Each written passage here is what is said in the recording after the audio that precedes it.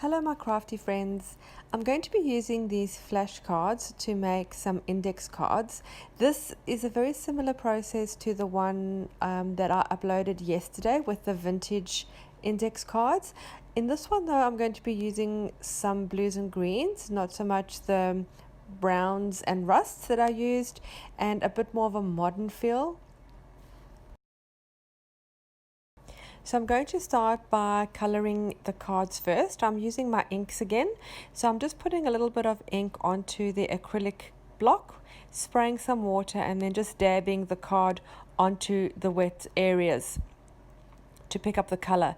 As you can see, there's darker areas, lighter areas and splotches, and this is what I like about this technique so much, is that it has a very uneven feel and it brings up some lovely patterns and a lot of interest onto your project.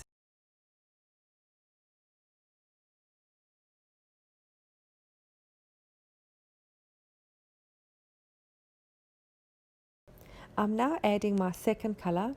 You can either first dry your first layer before you add the second color, or like me, I have left it wet as I like the colors to blend into each other as well. Then it makes additional color combinations. And now the third color, which is a darker blue, which adds a really good contrast.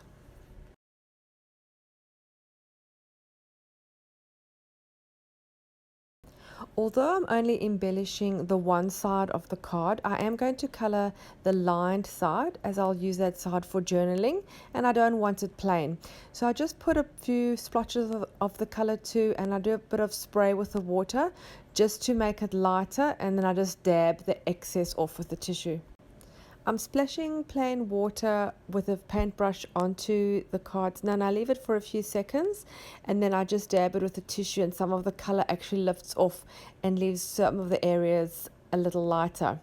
I'm going in now with some gesso with my finger just to lighten up certain areas, and this also allows to add additional texture to the project.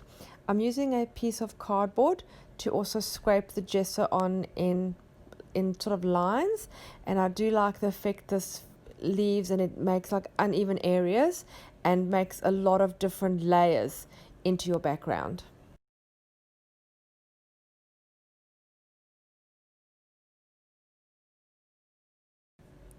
To edge these ones, I'm using a black watercolor pencil.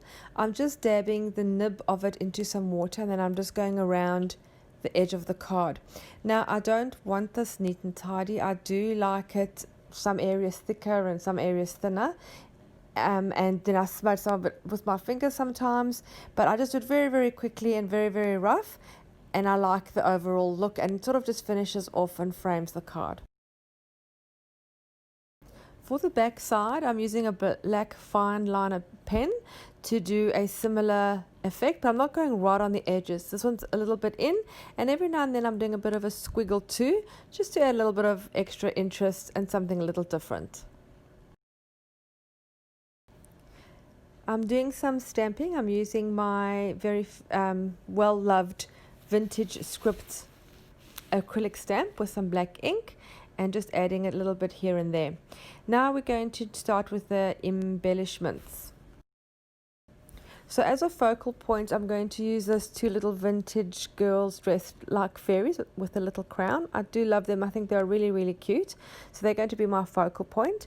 And then I'm just going to use some scraps that I have of complementary colors that match the card, just as a background to the focal point. Now I don't always have a plan when I do this part of the embellishing. I sort of just know what I want to put on, and I just cut the bits of paper and move them around until I like how it looks. There isn't really a plan or a method of doing it. It's just how you like it and what looks good to you.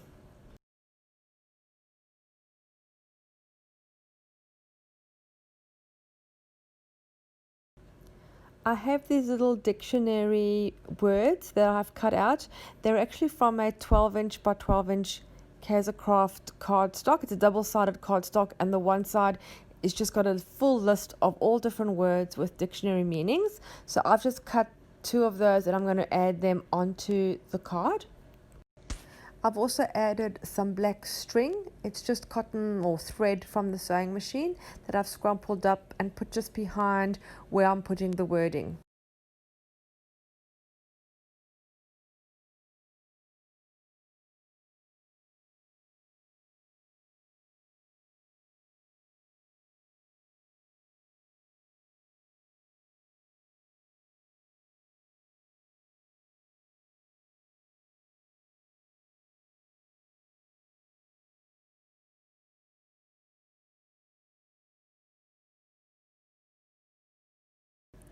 I'm punching out little hearts with my little punch that I'm going to add just a few little accents onto the design. And for the tab of the index card, I just have this printed. It's like an old library date sheet that used to come in the front of the library books where they used to stamp the date. I've just printed that off the internet. I've coffee stained it and I'm just using a strip of that that's going to be the tab of my index card. And also I've used a section on each sort of paper stack underneath my little girl just to add a little bit of a vintage feel. I secure everything down with hot glue, and this that I'm using is actually a used tea bag. I've just taken a section of it and I'm putting it underneath the little girl, and it adds a really beautiful texture, and it is sort of semi-transparent so the other colors do shine through.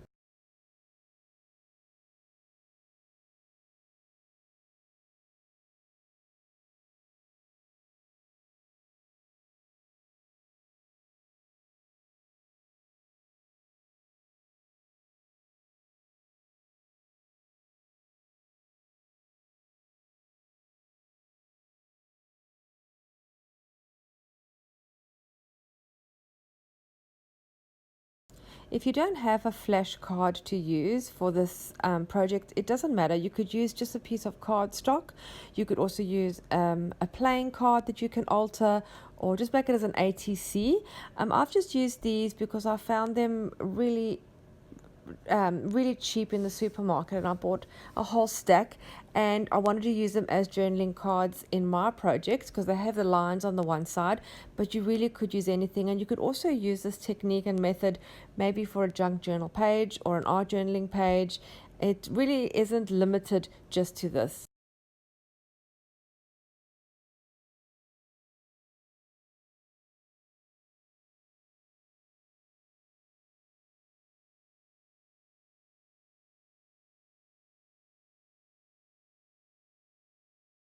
I'm going to add the little tab and use my sewing machine, which unfortunately isn't set up with the camera.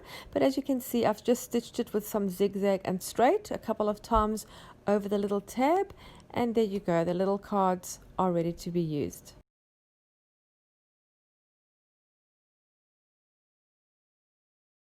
Thank you so much for watching my video. I do hope it inspires you to make your own index cards using a similar method, and I wish you happy crafting. I'll see you again soon. Bye.